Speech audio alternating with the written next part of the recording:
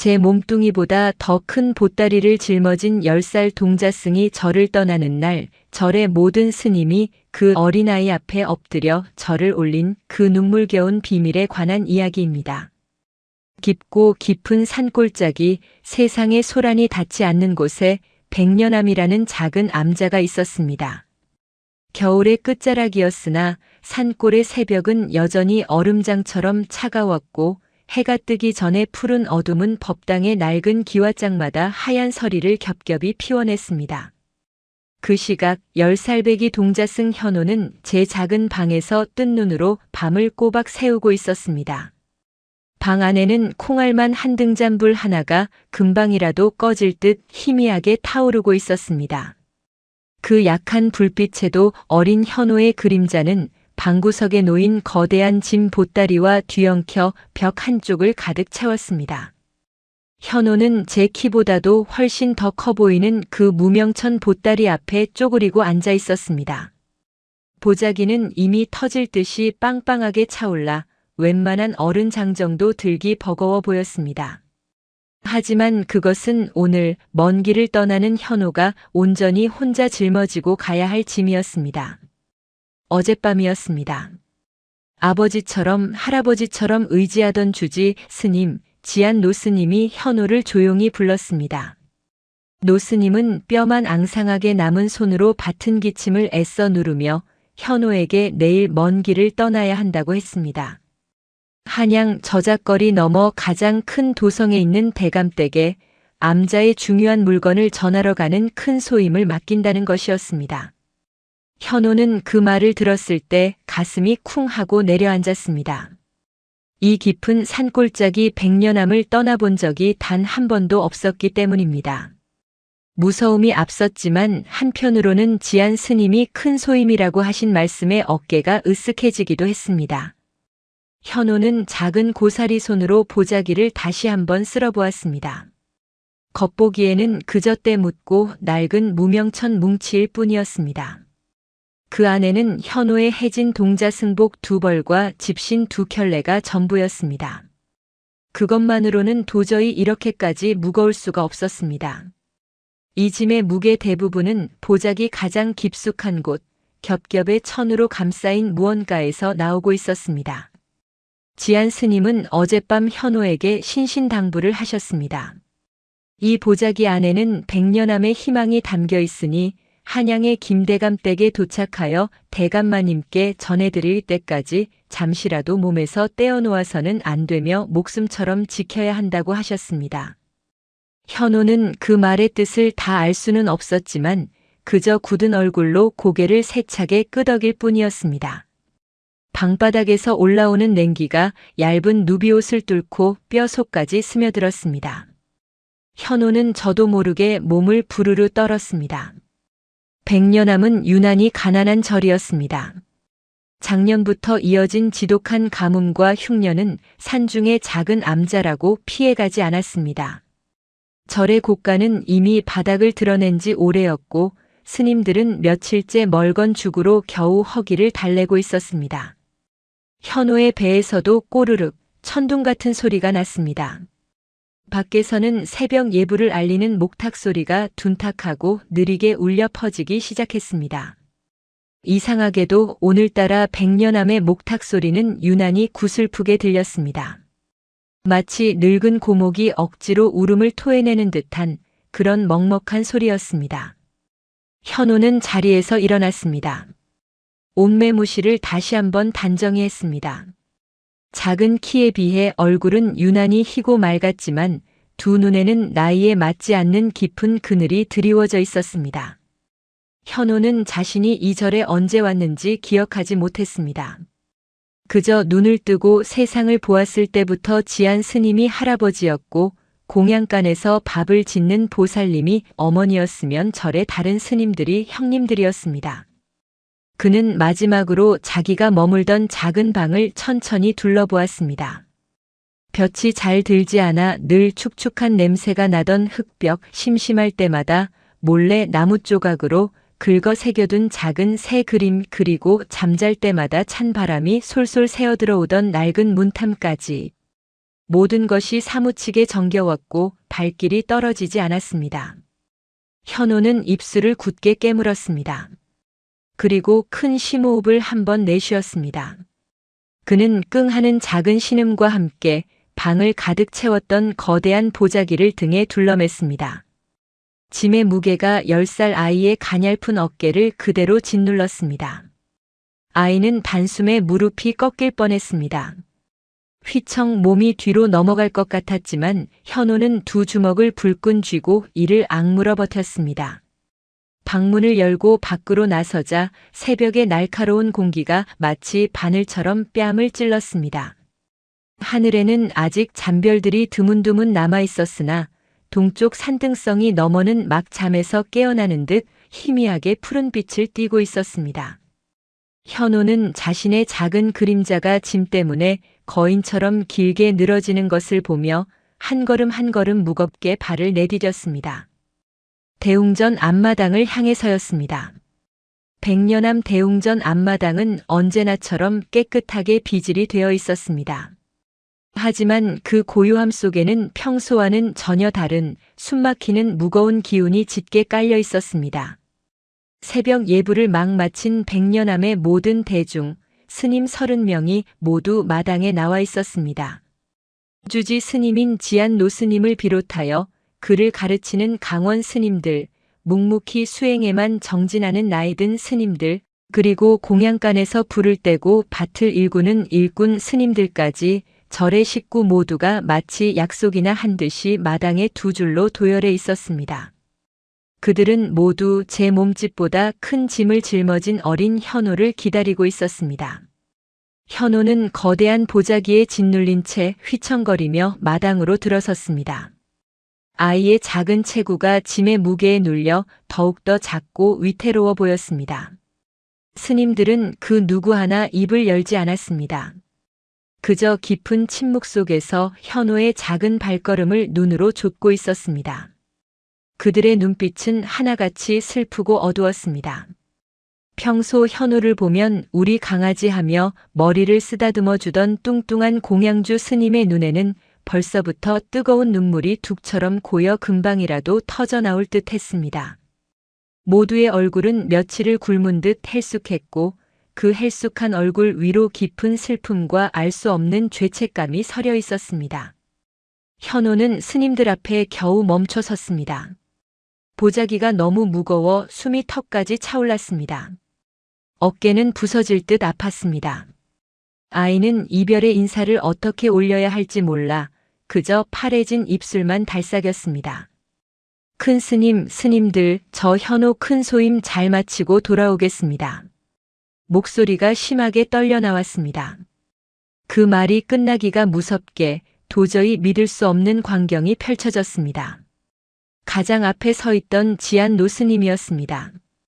여든을 훌쩍 넘어 허리가 기역자로 굽은 노스님이 그 차가운 마당 바닥을 향해 천천히 그리고 아주 깊게 허리를 숙였습니다. 70해 넘게 부처님만 모셔온 노스님이 이제 겨우 10살배기 어린 동자승 현호를 향해 예를 갖추어 절을 하기 시작한 것입니다. 지안 스님의 낡고 해진 잿빛 승복 자락이 서리가 하얗게 내린 차가운 흙바닥에 힘없이 쓸렸습니다. 현호는 너무 놀라 눈이 휘둥그레졌습니다. 큰 스님. 안 됩니다. 이러지 마십시오. 제가 절을 올려야지요. 현호가 당황하여 어깨에 짐을 미처 풀지도 못하고 엉거주춤 맞절을 하려던 바로 그 순간이었습니다. 지안 스님을 따라 마당에 서 있던 모든 스님이 일제히 현호를 향해 엎드렸습니다. 30명의 어른들이 30명의 스승들이 이 세상에서 가장 낮은 자세로 10살 동자승에게 이마가 땅에 닿는 오체투지의 큰 절을 올리고 있었습니다. 마당에는 그 어떤 소리도 들리지 않았습니다. 그저 스님들의 거친 숨소리, 30벌의 승복이 동시에 바닥에 스치는 소리, 그리고 산골짜기를 스쳐 지나가는 차가운 바람 소리뿐이었습니다.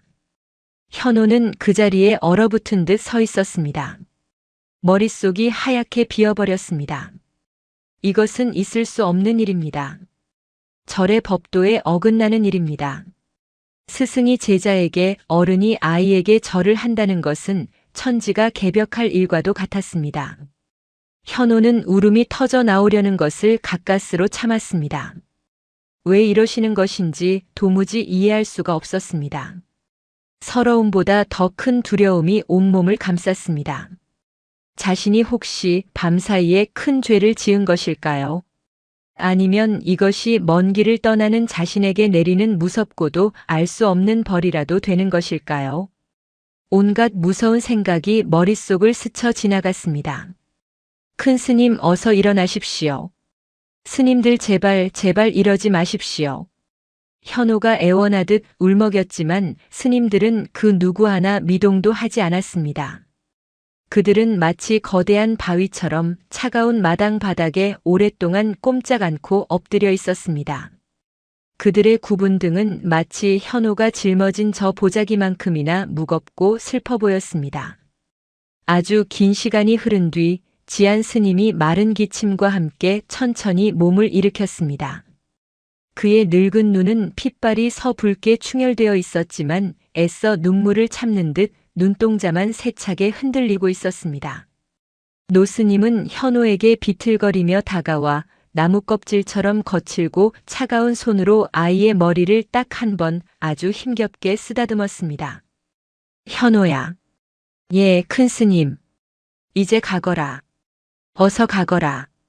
가다가 힘들어도 절대로 뒤를 돌아보지 말거라. 지안 스님의 목소리는 쇳물이 끓는 것처럼 갈라져 나왔습니다. 그리고 이 100년함을 우리 못난 중생들을 부디 용서해다오. 현호는 그 말의 뜻을 다 헤아리지 못했습니다. 용서라니요. 그저 이별이 너무나 슬퍼서 그러시는 것이라 어렴풋이 짐작할 뿐이었습니다. 현호는 차가운 손등으로 뜨거운 눈물을 훔쳐냈습니다. 그리고 다시 한번 끙차 어깨의 보자기를 고쳐맸습니다. 현호는 자신에게 엎드렸던 스님들을 향해 자신이 할 수 있는 가장 크고 깊은 절을 올렸습니다. 큰 스님, 스님들 부디 몸 건강히 계십시오. 꼭 큰 소임 마치고 훌륭한 모습으로 돌아오겠습니다. 현호는 마지막 인사를 남기고 천천히 산문, 절의 입구를 향해 돌아섰습니다. 스님들은 여전히 그 자리에 돌처럼 서서 짐에 짓눌려 작아진 아이의 뒷모습을 하염없이 바라보고 있었습니다. 현호는 지안 스님의 당부대로 목이 뻣뻣해질 정도로 아팠지만 단 한 번도 뒤를 돌아보지 않았습니다. 보자기의 무게가 톱니처럼 어깨를 파고들었습니다. 하지만 그것보다 더 무거운 스님들의 알 수 없는 침묵과 그들의 슬픈 절이 어린 현호의 가슴을 산처럼 짓누르고 있었습니다. 100년암의 산문은 화려하거나 웅장하지 않았습니다.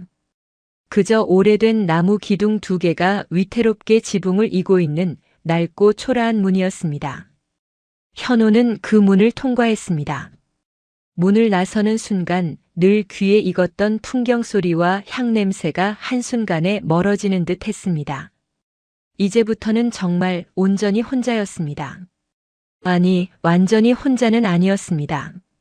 지안 스님은 현호가 혼자 산길을 내려가는 것이 위험하다며 절에서 가장 묵묵하고 힘이 센 스님 한 분을 붙여주었습니다. 그의 이름은 무진 스님이었습니다. 무진 스님은 글을 읽거나 수행을 하는 스님은 아니었고 주로 밭을 갈고 산에서 나무를 해오는 굳은 일을 도맡아 하는 분이었습니다. 그는 40줄의 장사였지만 말이 거의 없어 현호와도 그리 가깝게 지낸 적이 없었습니다. 무진 스님은 이미 산문 밖에서 기다리고 있었습니다. 그 역시 현호의 보자기 못지않게 커다란 지게를 지고 있었습니다.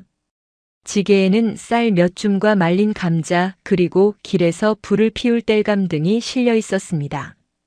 가자 현호야. 무진 스님의 낮고 굵은 목소리가 숲속에 울렸습니다. 현호는 작은 목소리로 예, 스님하고 대답하며 그의 뒤를 따르기 시작했습니다. 100년암에서 아랫마을로 내려가는 길은 험하고 가팔랐습니다. 겨울 동안 쌓였던 눈이 녹기 시작하며 길이 온통 진흙탕으로 변해 있었습니다. 뾰족한 돌부리가 많아 무거운 짐을 맨 어린 현호가 걷기에는 몹시 위태로웠습니다. 게다가 등 뒤에 거대한 보자기는 아이의 시야를 가렸고 걸음을 옮길 때마다 몸의 중심을 뒤로 잡아당겼습니다. 현호는 몇 번이나 휘청거리며 넘어질 뻔했습니다. 그때마다 앞서가던 무진 스님이 말없이 다가와 현호의 가는 팔을 우악스럽게 한번 굳세게 잡아줄 뿐이었습니다. 하지만 그뿐이었습니다. 짐을 들어주겠다는 말은 끝내 하지 않았습니다. 지안 스님이 현호에게 목숨처럼 지키라고 하신 짐이었기에 무진 스님도 감히 함부로 손을 댈 수 없는 듯이 보였습니다. 산길은 걸어도 끝이 보이지 않았습니다. 앙상하게 마른 나뭇가지들이 바람에 부딪히며 서걱서걱 우는 소리를 냈습니다. 현호는 숨이 턱에 찼습니다. 땀이 비 오듯 흘러내려 얇은 승복이 등에 축축하게 달라붙었습니다. 어깨는 이미 감각이 없을 정도로 아파왔습니다. 스님, 스님. 현호가 간신히 무진 스님을 불렀습니다. 왜 그러느냐? 무진 스님은 걸음을 멈추지 않고 대답했습니다.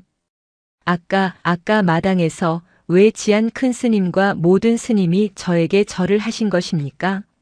저는 아직 배울 것이 한참 많은 어린아이일 뿐인데 혹시 제가 도성에 가서 저도 모르게 큰 죄를 짓기라도 할까봐 미리 경고를 하신 것입니까? 현호의 순진한 물음에 앞서가던 무진 스님의 넓은 등이 잠시 굳어지는 듯 했습니다. 그는 여전히 걸음을 멈추지 않은 채 한참 만에야 대답했습니다. 그런 것 아니다. 그럼 왜 그러신 것입니까? 저는 너무 무서웠습니다.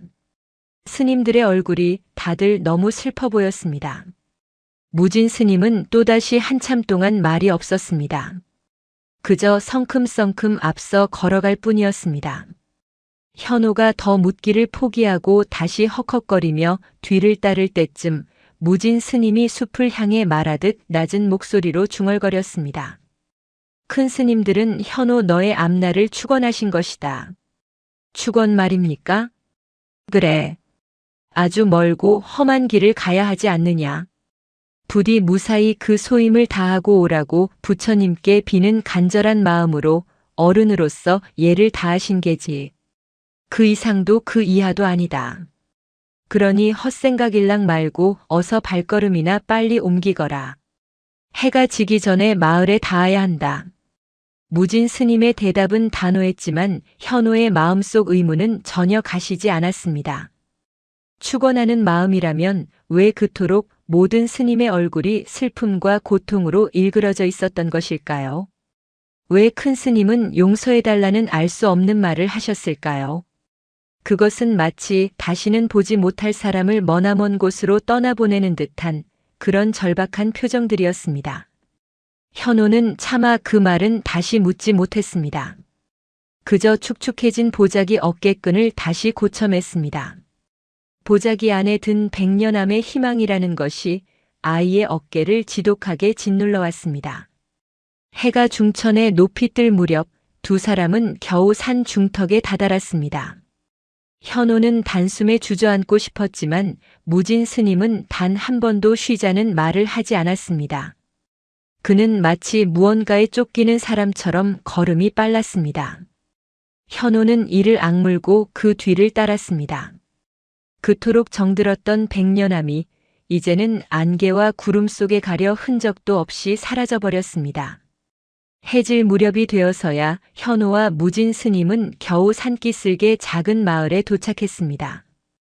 백년암에서 가장 가까운 마을이었지만 현호는 태어나서 한 번도 내려와 본 적이 없는 낯선 곳이었습니다. 마을은 이상하리만치 조용하고 스산했습니다.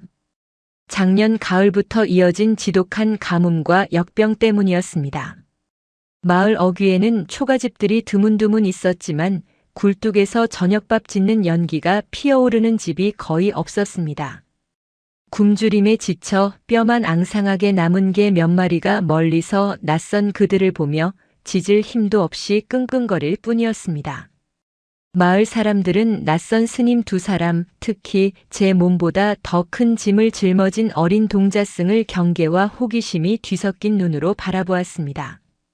아이들은 흙바닥에 주저앉아 멍하니 그들을 쳐다봤고 노인들은 담벼락에 기댄 채 마른 기침을 콜록콜록 뱉었습니다. 무진 스님은 사람들의 시선을 애써 외면하며 마을에서 유일하게 불이 켜진 주막을 찾았습니다. 주막이라고 해봐야 당장 쓰러져도 이상하지 않을 낡은 초가였지만 그나마 온기를 기댈 수 있는 유일한 곳이었습니다. 주인장, 하룻밤 묵어갈 수 있겠소? 주막 주인은 깡마르고 눈이 퀭한 중년 사내였습니다. 그는 지게를 진 무진 스님과 짐을 맨 현호를 위아래로 훑어보더니 탐탁지 않은 표정을 감추지 않았습니다. 방은 있소만 스님들이 낼 돈은 있으시오? 요즘 같은 땐 외상 손님은 절대 안 받소이다. 무진 스님은 말없이 품에서 엽전 몇 잎을 꺼내 보여주었습니다. 주인은 그제야 딱딱했던 표정을 조금 풀고 그들을 마구 간 옆에 작은 골방으로 안내했습니다. 방은 냉골이었지만 밤이슬과 비바람을 피할 수 있는 것만으로도 다행이었습니다. 무진 스님은 지게를 내려놓고 가져온 말린 감자 몇 개를 꺼내 주인에게 주며 죽이라도 쑤어달라고 부탁했습니다. 현호는 그때까지도 어깨에 보자기를 내려놓지 못했습니다. 목숨처럼 지키라는 지한 큰 스님의 말씀이 귓가에 쟁쟁하게 맴돌았기 때문입니다. 이리 내려놓거라. 이 방엔 아무도 들어오지 않는다. 무진 스님이 낮게 말하자 현호는 그제야 조심스럽게 보자기를 방구석에 내려놓았습니다. 어깨가 빠져나가는 듯한 고통이 밀려왔습니다. 잠시 후 주막 주인이 멀건 감자죽 2그릇을 들여왔습니다.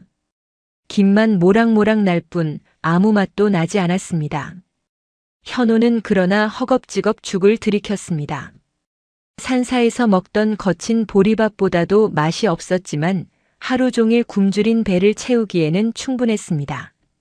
바로 그때였습니다. 얇은 방문 밖에서 주막 주인과 다른 손님인 듯한 사내들이 나누는 대화 소리가 희미하게 들려왔습니다. 쯧쯧, 저 어린 동자승 좀 보게나. 제 몸만 한 짐을 지고 어딜 저렇게 가는 건지. 아, 저 스님들 말이요? 저기 백년암 스님들 아니요. 저 절도 형편이 말이 아니라더니 결국 저 아이를 팔아넘기는 게로군. 팔아넘기다니? 그게 무슨 소리요? 허허, 자네 소문도 못 들었는가. 요즘 흉년이라 절 살림도 바닥이 났답니다. 스님들도 굶기를 밥 먹듯 한다더군. 듣자 하니 도성에 있는 어떤 큰 부잣집에서 사내 아이를 비싼 값에 구한다는데 아마 저 아이를 그 집에 시종으로 보내고 절에서 겨우내 먹을 곡식을 받아오는 게지. 아이고, 부처님 모시는 절에서 어찌 그런 짓을 하긴 오죽이나 굶었으면 그랬을까. 다들 죽게 생겼으니 말이야. 그러게 말이오. 그러니 절이 큰 짐을 지고 가지 않겠소. 그 짐이 다 저 아이 몸값이거나 부잣집에 잘 봐달라고 바치는 예물이겠지. 쯧쯧, 불쌍한 지고. 현호는 숟가락을 든 채 그 자리에 그대로 굳어버렸습니다. 팔아넘긴다, 시종으로 보낸다 몸값. 알아들을 수는 없지만 너무나도 끔찍하고 무서운 단어들이었습니다. 현호는 떨리는 눈으로 무진 스님을 바라보았습니다. 무진 스님은 묵묵히 죽만 먹고 있었습니다. 하지만 그의 굵고 거친 손이 아주 미세하게 떨리고 있었습니다. 스님. 현호가 모기만 한 목소리로 불렀습니다. 저 사람들이 지금 무슨 말을 하는 것입니까?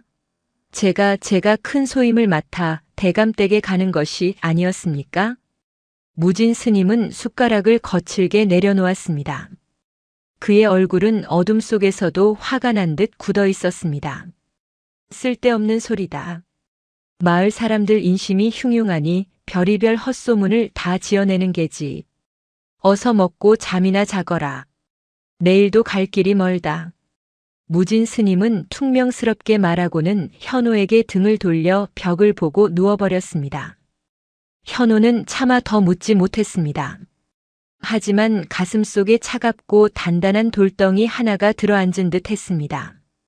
주막 사람들의 그 잔인한 속삭임이 스님들이 마당에서 올렸던 그 슬픈 절과 하나로 겹쳐지며 어린 현호의 마음을 걷잡을 수 없이 어지럽혔습니다.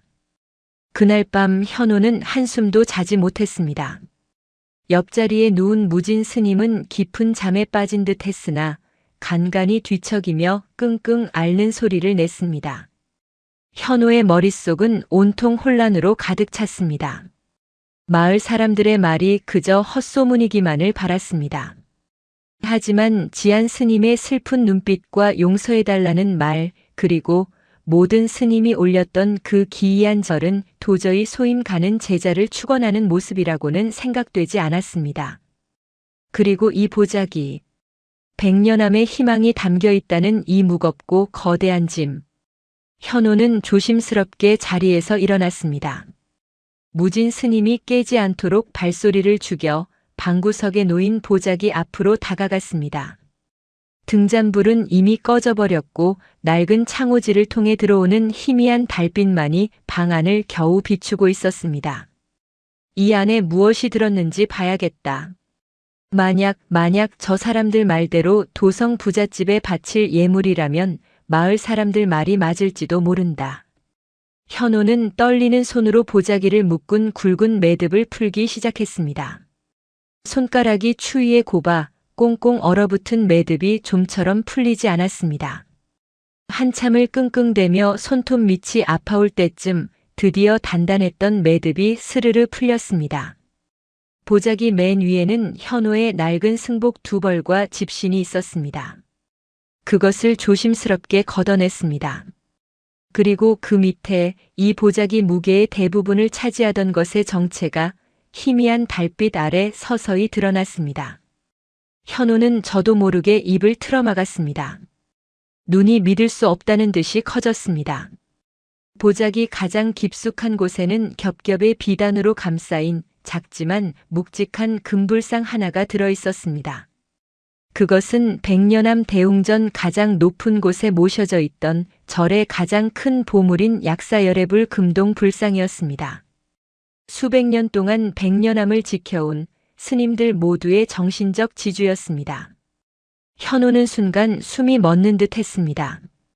이것이 백년암의 희망이었습니다. 그럼 나는? 현호의 머릿속에 아까 주막 사람들이 했던 말이 다시금 망치처럼 울렸습니다. 저 아이를 시종으로 보내고 절에서 쓸 곡식을 받아오는 게지.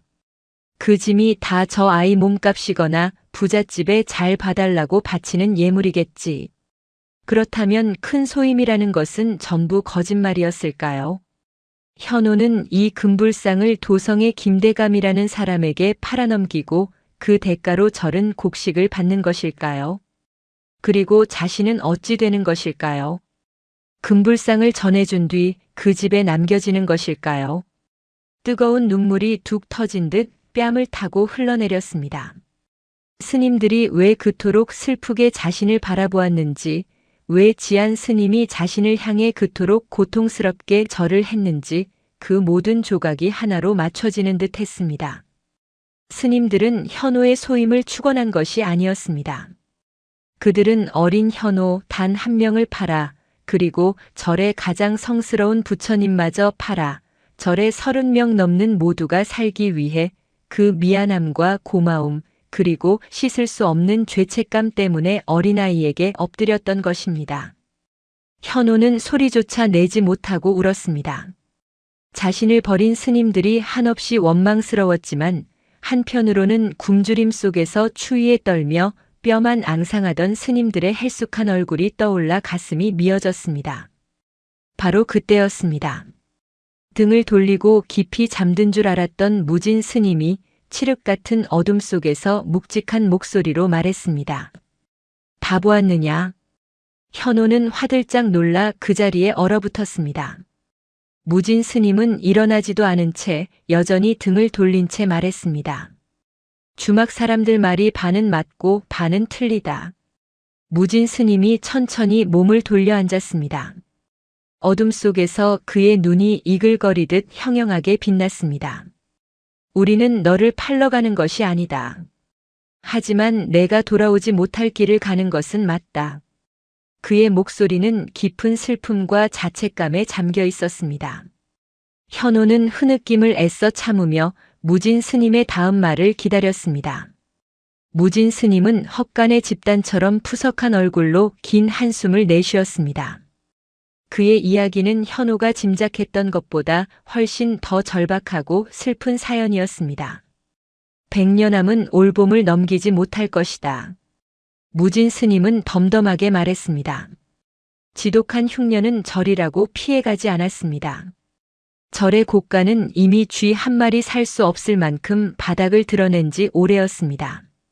스님들은 며칠째 묽은 죽 아니 멀건 숭늉으로 겨우 목숨만 연명하고 있었습니다.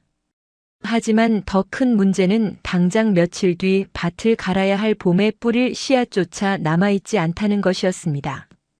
씨앗이 없으면 가을에 수확도 없고 그것은 곧 절의 모든 스님이 굶어 죽는다는 뜻이었습니다. 지안 큰 스님은 밤새워 대웅전에서 우셨다. 아무리 부처님을 모시는 몸이라도 이대로 모두가 앉아서 죽을 수는 없다고 하셨다. 그래서 결단을 내리신 게지. 지안 스님은 도성에 유일하게 연이 닿는 한 사람, 막강한 권력을 지닌 김판서 대감에게 몰래 밀지를 보냈습니다. 절의 유일한 재산이자 보물인 이 금동 불상을 드릴 테니 제발 30명의 목숨을 살릴 곡식을 조금만 내어달라고 애원했습니다. 하지만 김판서 댁에서는 곡식은 당장 내어줄 수 없다고 답이 왔다. 대신 아주 이상한 제안을 하나 해왔지.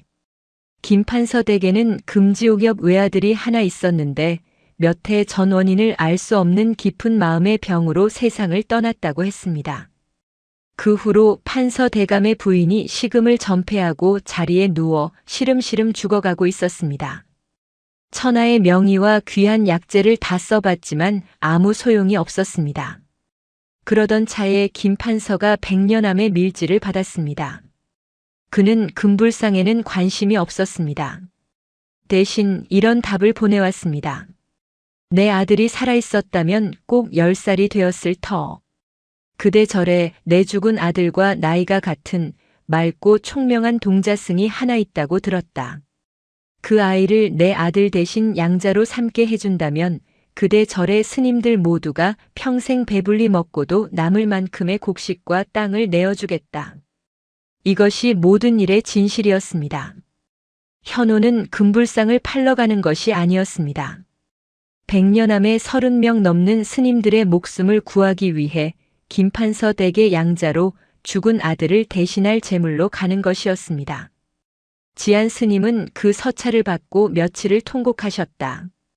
어찌 한 아이의 한평생을 담보로 우리 모두가 살 수 있겠느냐며 하지만 다른 모든 스님이 큰 스님 앞에 무릎을 꿇고 청했다. 이대로는 어차피 모두가 죽는다고. 현호가 우리 모두를 살리는 가장 큰 보살행을 하는 것이라고 큰 스님을 설득했지. 무진 스님은 괴로운 듯 마른 세수를 했습니다. 현호야, 너는 팔려가는 것이 아니다. 너는 우리 모두를 이 백년암을 구하러 가는 것이다.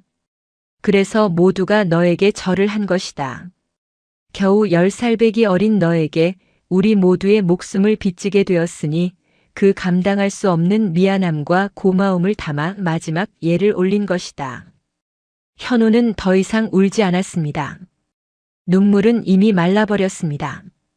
자신이 짊어진 이 보자기가 왜 이토록 무거웠는지 이제야 깨달았습니다. 그것은 금불상의 무게가 아니었습니다. 그것은 백년암 모든 스님의 목숨값이었습니다. 그럼 저는 백년암으로 다시는 돌아가지 못하는 것입니까? 무진 스님은 차마 대답하지 못했습니다. 그 긴 침묵이 가장 잔인한 대답이었습니다. 금불상은 왜 가져가는 것입니까? 그것은 큰 스님께서 판서 부인의 쾌유를 비는 마음으로 절에서 드리는 마지막 선물이다. 결코 거래가 아니라는 큰 스님의 마지막 자존심이시지. 현호는 조용히 일어나 흩어진 옷가지를 다시 정돈했습니다. 그리고 금불상을 비단으로 정성껏 다시 쌌습니다. 아까보다 천근만근은 더 무겁게 느껴지는 보자기였지만 아이는 비틀거리지 않고 단단히 매듭을 묶었습니다. 자신의 운명을 깨달은 아이는 하룻밤 사이에 어른이 되어버렸습니다. 스님, 어서 주무십시오. 내일 아침 일찍 한양으로 가야 하지 않습니까? 현호는 차가운 방바닥에 돌아와 누웠습니다.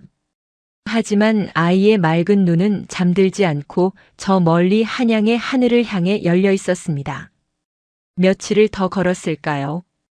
집시는 다 해지고 발바닥은 온통 물집투성이가 되었을 때쯤 현호와 무진 스님은 드디어 한양 거대한 도성의 성문에 도착했습니다.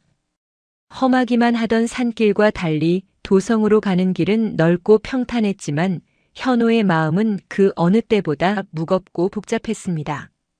도성은 현호가 상상했던 것보다 훨씬 더 크고 시끄럽고 정신이 없는 곳이었습니다. 끝도 없이 이어진 성벽, 하늘을 찌를 듯한 기와집들, 그리고 수많은 사람과 소, 마차들이 흙먼지를 일으키며 오갔습니다.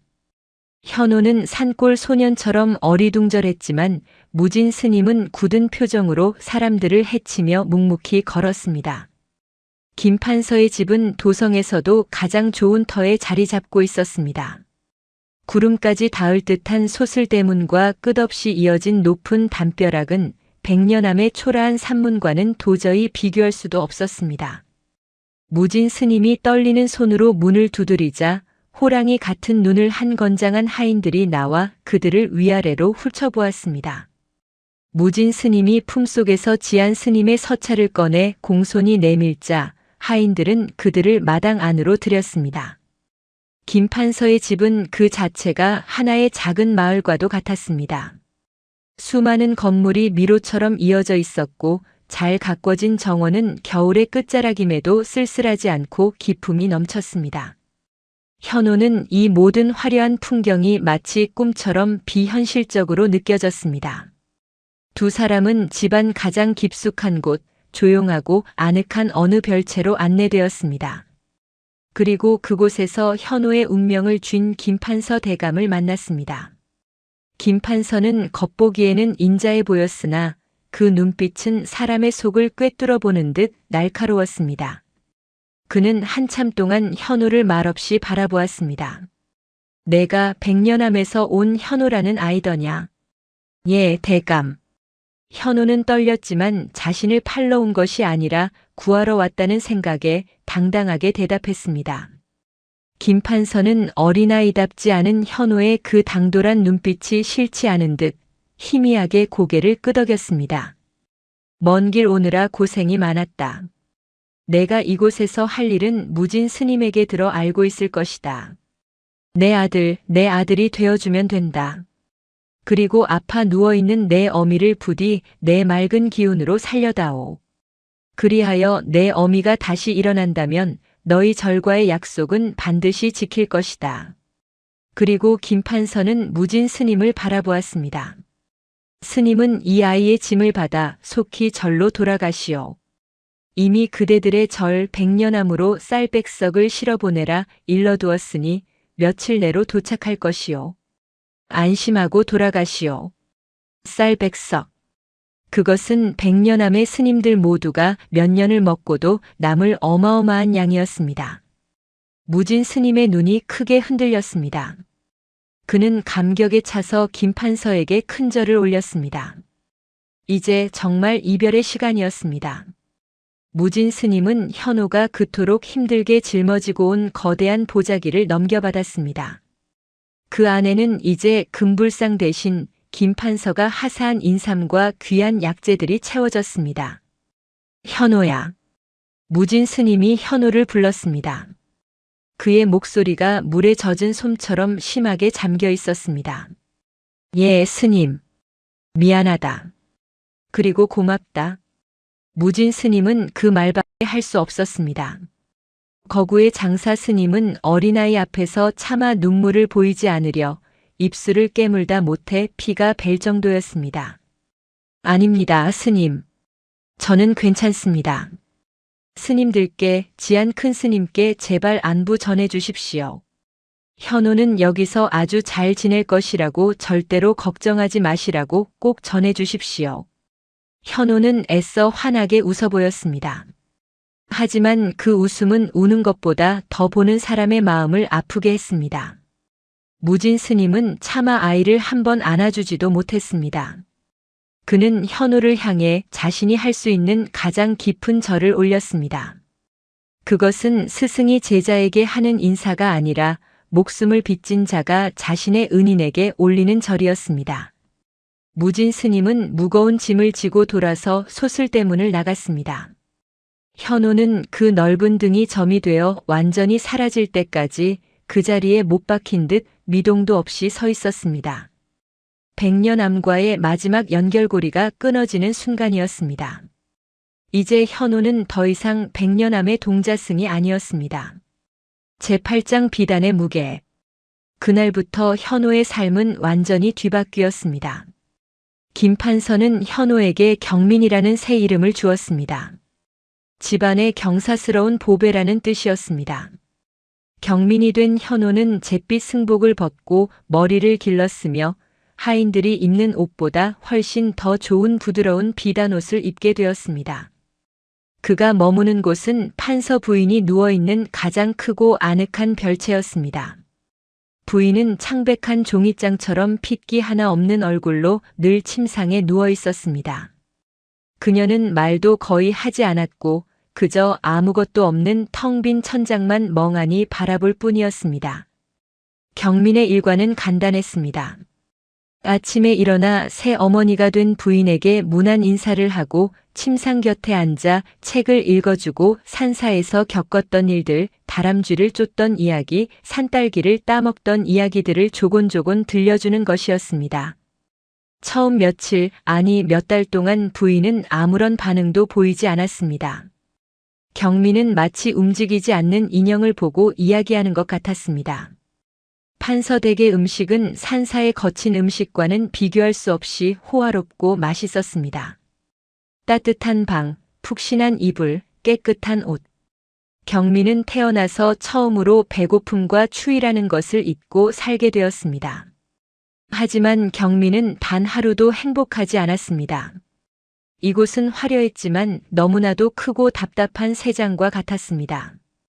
그는 별채 밖으로 함부로 나갈 수도 없었고 마음대로 산사의 예불을 드릴 수도 없었습니다. 백년암의 스님들, 특히 할아버지이자 아버지 같았던 지안 스님이 너무나도 그립고 보고 싶었습니다. 밤마다 몰래 이불을 뒤집어 쓰고 소리 죽여 울었습니다. 스님들 지금쯤 쌀은 무사히 받으셨을까? 굶주린 배는 채우시고 따뜻한 밥은 드시고 계실까? 자신 한 명의 희생으로 모두가 배부를 수 있다면 그것으로 된 것이라고 스스로를 수백 번, 수천 번 위로하고 다독였습니다. 시간이 흘러 겨울이 가고 따뜻한 봄이 왔습니다. 별채의 창밖으로 붉은 꽃이 피기 시작했습니다. 경민은 여느 때처럼 부인의 침상 곁에 앉아 백년암의 봄에 대해 이야기하고 있었습니다. 백년암 뒤뜰에는 아주 큰 산수유나무가 한 그루 있습니다. 봄이 오면 그 어떤 꽃보다 먼저 노랗게 꽃을 피웁니다. 그럼 그 꽃을 먹으려고 겨우내 굶주렸던 산새들이, 온 산의 새들이 다 모여듭니다. 그 소리가 어찌나 시끄럽고 예쁜지 모릅니다. 경민은 자신도 모르게 고향 생각에 빠져 신이 나서 이야기하고 있었습니다. 바로 그때였습니다. 몇 년 만에 처음이었습니다. 늘 천장만 보던 부인이 아주 작은 목소리로 중얼거렸습니다. 경민은 깜짝 놀라 부인을 바라보았습니다. 부인의 흐릿하고 초점 없던 눈동자가 아주 희미하게나마 경민을 향하고 있었습니다. 어머니, 지금 말씀하신 것입니까? 부인은 놀란 듯 다시 입을 다물었지만 그것은 분명한 변화였습니다. 경민의 마음이 세차게 떨렸습니다. 자신이 이곳에 온 이유, 그것을 해낼 수 있을지도 모른다는 작은 희망이 잿더미 속 불씨처럼 피어올랐습니다. 그날부터 경민은 더욱 정성껏 부인을 돌보았습니다. 단순히 책을 읽어주는 것이 아니라 자신의 온 마음을 다해 이야기했습니다. 산에서 다람쥐를 쫓던 이야기, 몰래 밤을 구워 먹다 지안 스님에게 호되게 혼난 이야기. 아이의 순수하고 꾸밈 없는 이야기는 천하의 어떤 명약과 침술로도 열지 못했던 부인의 굳게 닫힌 마음을 아주 조금씩 아주 천천히 열기 시작했습니다. 그렇게 몇 해의 시간이 물처럼 흘러갔습니다. 경민은 더 이상 10살배기 겁먹은 동자승이 아니었습니다. 훌쩍 키가 자라 어깨가 넓어진 17살 소년이 되었습니다. 김판서는 경민을 매우 총애하여 최고의 스승을 붙여 글 공부도 시켰습니다. 경민은 원래 총명하여 글을 금방 깨쳤고 산사에서 배운 지혜와 더불어 세상의 이치도 조금씩 알아가게 되었습니다. 놀라운 변화는 판서 부인에게 일어났습니다. 경민이 온 지 1년 만에 부인은 침상에서 스스로 일어났고 3년 만에는 다른 사람의 부축을 받아 서툴게나마 걸을 수 있게 되었습니다. 그리고 이제는 경민과 함께 정원을 거닐며 농담을 주고받을 정도로 밝고 건강한 기력을 되찾았습니다.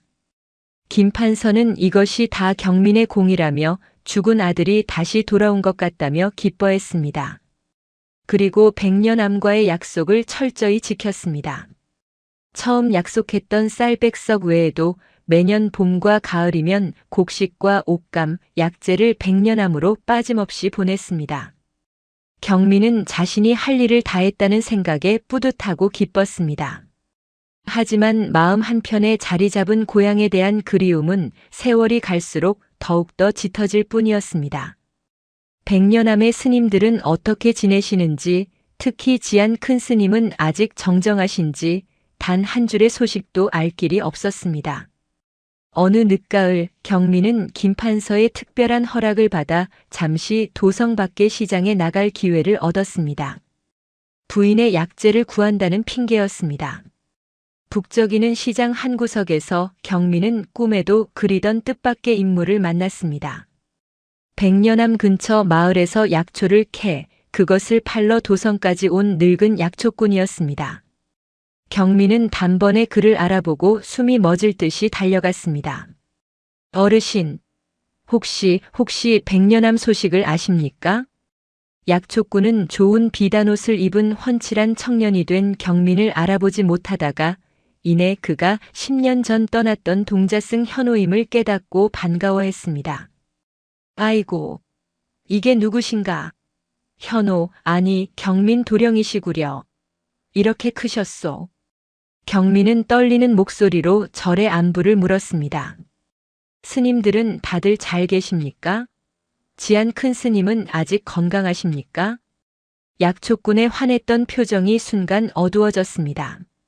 도령이 떠나시고 그의 겨울은 정말 스님들 모두가 배불리 났소. 다 도령 덕분이라고 지안 큰 스님이 입버릇처럼 말씀하셨지요. 그런데 큰 스님은 재작년 가을에 그만 열반에 드셨소이다. 경민은 그 자리에 주저앉을 뻔했습니다. 가슴이 쿵 하고 까마득한 절벽 아래로 떨어지는 것 같았습니다. 아버지 같았던 분, 자신의 희생을 가장 가슴 아파했던 분, 마지막 모습조차 뵙지 못한 분이었습니다. 가시기 전에 늘 도성 쪽 하늘을 보시며 우리 현호가 잘 있어야 할 텐데, 우리 현호가 고생이 많을 텐데 그 말씀만 하셨지요. 그리고 지금은 무진 스님이 주지를 맡고 계신데 그분도 늘 도령 걱정이요. 백년암이 이만큼 다시 일어선 것은 다 현호 덕인데 정작 그 아이는 돌아오지 못하고 있으니 절의 모든 스님이 마음에 빚을 지고 산다고 하더이다. 경민은 참았던 눈물을 길바닥에서 쏟아내고 말았습니다. 자신이 스님들을 살렸지만 정작 자신은 가장 소중한 분의 마지막 가시는 길조차 지키지 못한 불효막심한 죄인이 된 것만 같았습니다. 약초꾼은 경민의 어깨를 두드리며 말했습니다. 너무 상심마시오. 도령이 보낸 곡식 덕에 백년암은 이제 굶는 절이 아니오. 뿔뿔이 흩어졌던 학생들도 다시 모여들고 법당도 새로 고쳐지었다오. 다 도령이 이룬 공덕이 아니고 무엇이겠소. 경민은 그날 밤 별채로 돌아와 밤새도록 소리 죽여 울었습니다. 그리고 굳게 결심했습니다. 언젠가 반드시 꼭 백년암으로 돌아가겠다고 말입니다. 지안 스님의 무덤에라도 늦은 절을 올려야겠다고 말입니다. 다시 8년이라는 세월이 흘렀습니다. 경민은 25세 늠름하고 지혜로운 청년이 되었습니다. 그는 김판서의 절대적인 신임을 받으며 집안의 대소사를 돕는 중요한 위치에 올랐습니다. 판서 부인도 병약했던 흔적은 온데간데 없이 인자하고 건강한 모습으로 경민을 든든하게 뒷받침해 주었습니다. 그러던 어느 날 경민은 김판서와 부인을 찾아가 엎드려 큰 절을 올렸습니다. 아버님, 어머님, 그동안 베풀어 주신 하늘 같은 은혜에 감사드립니다. 어머님께서도 옥체를 회복하셨으니 이제 저를 떠나게 해주십시오. 제가 원래 있어야 할 곳으로 돌아가고 싶습니다. 김판서는 모든 것을 이미 알고 있다는 듯 조용히 눈을 감았습니다. 그는 15년간 경민이 백년암을 얼마나 그리워하고 아파했는지 누구보다 잘 알고 있었습니다. 가거라. 김판서는 그 한마디를 어렵게 꺼냈습니다. 내가 이 집에 온 것은 하늘의 뜻이었고 내 아내를 살린 것은 너의 큰 공덕이다. 너는 더 이상 이 집에 묶여 있을 몸이 아니다. 김판서는 경민에게 자신의 아들로서 많은 재물과 높은 벼슬을 주려 했지만 경민은 정중히 거절했습니다. 저는 제가 15년 전 이 집에 올 때 짊어지고 왔던 것과 같은 것을 원합니다. 백년암의 스님들이 읽을 귀한 경전 몇 권과 내년에 뿌릴 좋은 곡식 씨앗 몇 감하면 족합니다. 판서 부인은 눈물을 흘리며 경민의 손을 잡았습니다. 그리고 아들아, 내가 올 때 가져왔던 그 금불상을 다시 가져가거라. 그 부처님이 나를 살리셨으니 이제 마땅히 제자리로 돌아가셔야지. 며칠 후 경민은 15년 만에 다시 커다란 보자기를 짊어졌습니다. 10살 때 짊어졌던 그 보자기보다 몇 배는 더 무거웠지만 마음은 날개 달린 새처럼 가벼웠습니다. 그는 김판서 부부에게 마지막 인사를 하고 미련 없이 도성을 나섰습니다. 몇 날 며칠을 밤낮 없이 걸어 드디어 꿈에도 그리던 익숙한 산길에 접어들었습니다. 백년암으로 가는 길은 예전처럼 험했지만 이제는 정비가 되어 한결 걷기 편해져 있었습니다. 드디어 낡았지만 단정하고 기품 있게 변한 백년암의 산문이 눈에 들어왔습니다. 경민은 산문 앞에서 걸음을 멈추고 한참 동안 아무 말 없이 저를 바라보았습니다. 눈물이 비오듯 흘렀습니다. 그가 마당으로 들어서자 저녁 예불을 마치고 나오던 젊은 스님들이 낯선 청년을 경계하며 바라보았습니다. 그때 대웅전에서 백발이 성성하고 등이 굽은 노스님이 천천히 걸어 나왔습니다. 15년 전 그를 도성에 데려다 주었던 그리고 이제는 백년암의 주지가 된 무진 스님이었습니다. 두 사람의 눈이 허공에서 마주쳤습니다. 무진 스님은 단번에 한눈에 저 늠름한 청년이 15년 전 울며 떠났던 어린 동자승 현호임을 알아보았습니다. 굵은 눈물이 노스님의 깊은 주름을 타고 하염없이 흘러내렸습니다. 현호야. 우리 현호. 정말 돌아왔구나. 내가 드디어 살아서 돌아왔어. 경민은 아니 현호는 아무 말 없이 짊어지고 온 거대한 보자기를 마당 한가운데 조용히 내려놓았습니다. 그리고 15년 전 그날 아침 모든 스님이 자신에게 그랬던 것처럼 현호는 자신을 마중 나온 무진 스님과 그 뒤로 놀라 달려 나온 모든 스님을 향해 엎드려 큰 절을 올렸습니다. 이마가 차가운 흙바닥에 깊이 닿았습니다. 그것은 돌아온 자의 인사였고 모든 것을 용서하고 모든 것에 감사하는 길고 길었던 수행을 무사히 마친 자의 절이었습니다. 15년 전 백년암을 살리기 위해 자신을 제물로 바쳤던 어린 동자승은 이제 백년암을 다시 일으킬 지혜와 힘을 가진 늠름한 어른이 되어 제자리로 돌아온 것입니다.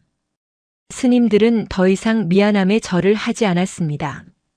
그저 함께 울며 달려나와 돌아온 현호를 백년암의 은인을 부서져라 끌어안아줄 뿐이었습니다. 이야기는 여기까지입니다. 참으로 가슴이 아리고도 깊은 울림이 있는 사연이지요. 오늘 이 현호동자의 이야기를 통해 우리는 몇 가지 귀한 삶의 교훈을 얻을 수 있습니다. 진정한 희생은 가장 소중한 것을 내어주는 마음에서 나옵니다. 현호는 자신의 삶을 내어놓았고 스님들은 마지막 남은 부처님과 가장 아끼던 동자승을 보내는 아픔을 감수했습니다. 삶이 우리에게 주는 가장 무거운 짐은 때로는 가장 큰 선물이 되기도 합니다. 현호가 짊어진 보따리는 절의 목숨이었고 그 무게를 감당했기에 그는 모두를 구원할 수 있었습니다. 때로는 정해진 길이 아닌 낯선 길이 우리를 더 크게 성장시킵니다. 현호는 판서댁 양자가 되었기에 더 넓은 세상을 배우고 결국 절을 다시 일으킬 힘을 가지고 돌아올 수 있었습니다. 마음의 빚은 반드시 갚아야 할 의무이자 사람을 사람답게 만드는 도리입니다. 스님들은 현호에게 평생 빚진 마음을 가졌고 현호는 그들을 원망하는 대신 은혜로 되돌려 주었습니다. 아무리 멀리 떠났어도 내가 돌아가야 할 뿌리를 잊지 않는 것이 중요합니다. 현호는 부와 명예를 버리고 자신을 길러준 가난한 절로 돌아와 흩어진 인연을 비로소 완성시켰습니다.